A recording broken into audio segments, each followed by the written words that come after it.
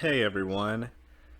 So this story is technically a creepypasta, but it is based on a true story, and as such, it's being released on Tuesday because even though it is on the creepypasta wiki, it is still very much an event that actually happened. So this story has always spoken to me, and I'd been meaning to create a video of it for a very long time. I want to thank its author, Dr. Frankenfurter, for presenting this true account of a double disappearance in the most elegant way and the most haunting way, really. So, without further ado, I hereby present The Deaths of Lela and Raymond Howard.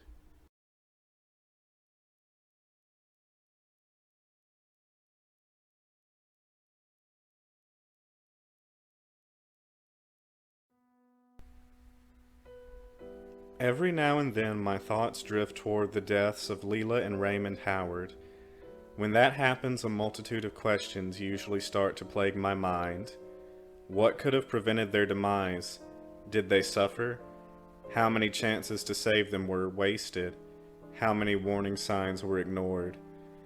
But what really pains me to not know is, how did it all end?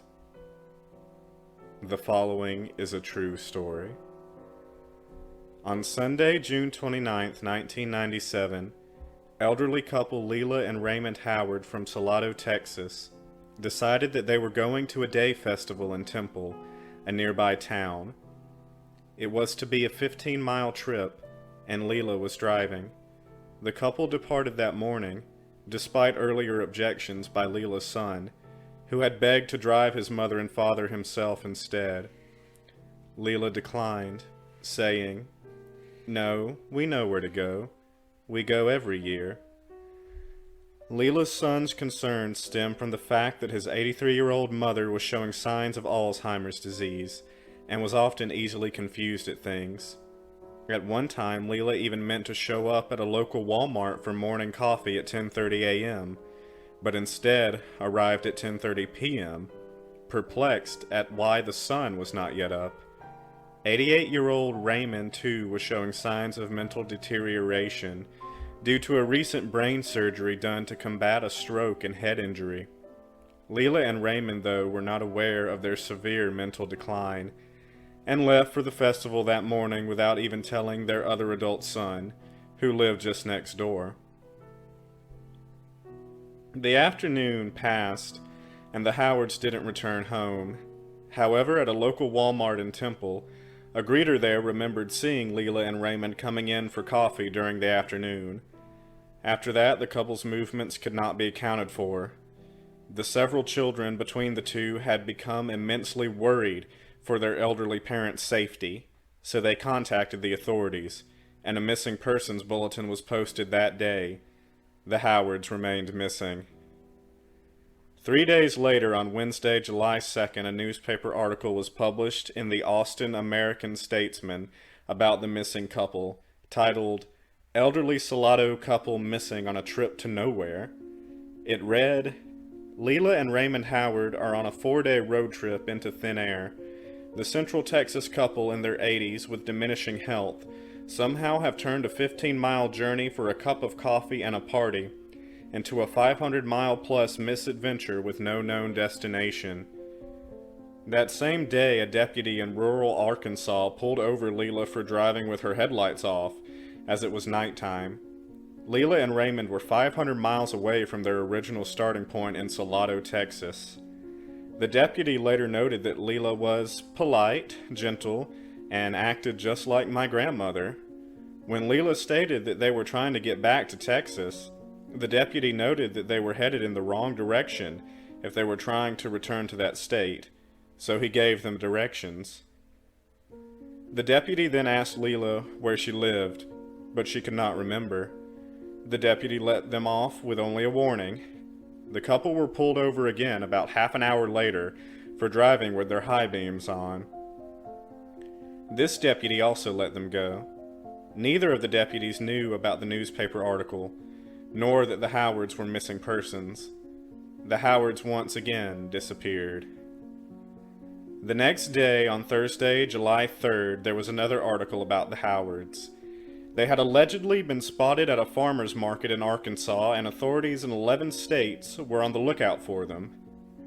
On Friday, July 4th, another article stated that authorities had narrowed their search to 3 specific counties in Arkansas.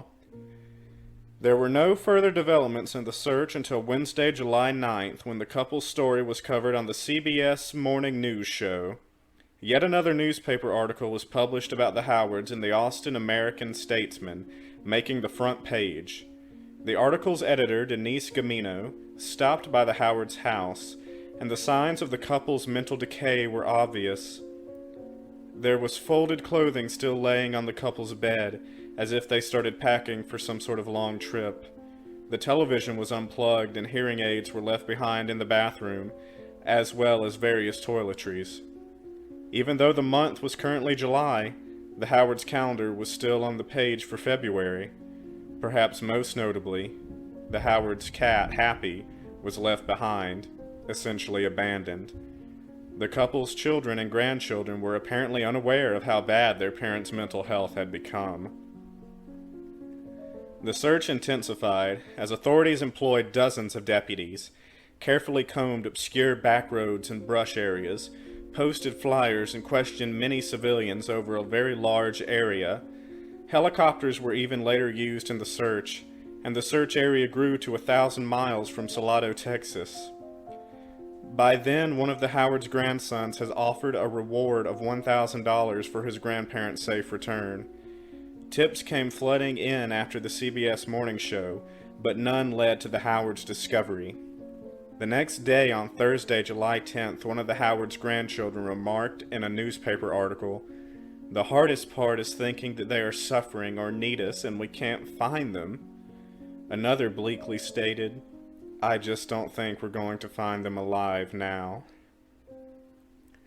Unfortunately, everyone's worst fears were finally realized on Saturday, July 12th, when the bodies of Lela and Raymond Howard were discovered in their car by hikers at the bottom of a 25-foot cliff just outside of Hot Springs, Arkansas.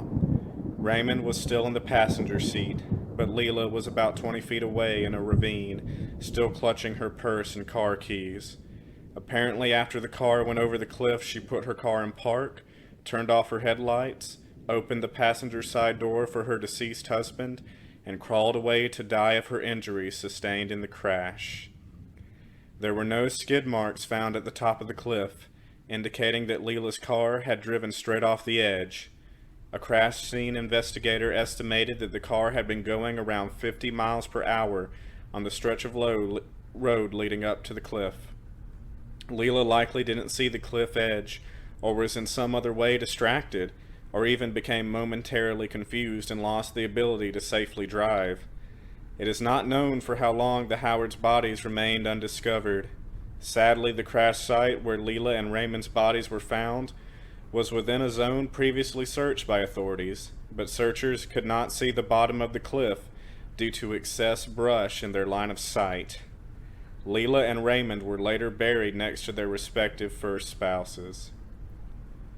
Austin, Texas songwriter Tony Scalzo read the July 2nd newspaper article in the Austin American-Statesman in the midst of the search for Lela and Raymond, and he became inspired.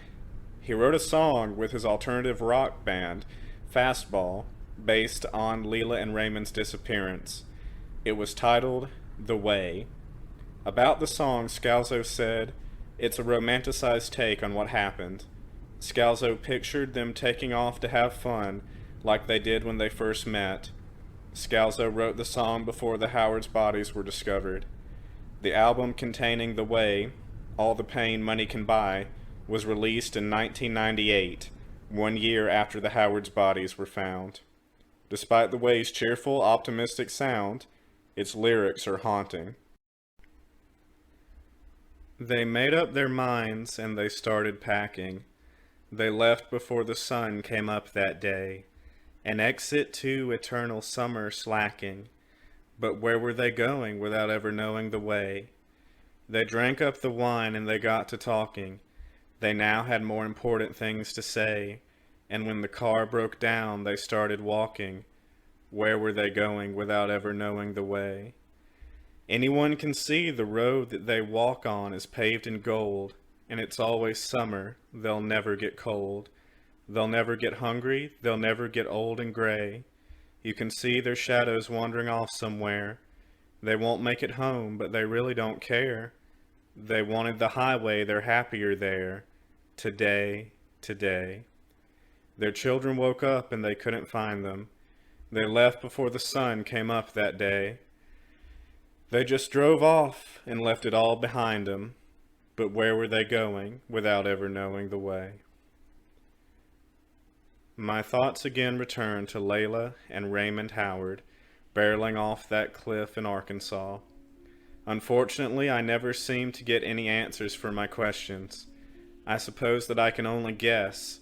Maybe Lela had seen the cliff edge but didn't have enough time to react. I wonder if she even had the mental faculties to function anymore. It leaves me thinking, what was going through their heads as their car plunged off the cliff edge? Fear? Confusion? I'd like to think otherwise. Perhaps in that moment it wasn't 1997 anymore. Maybe it was a much earlier time for them. Maybe their damaged psyche spared them from the sad reality.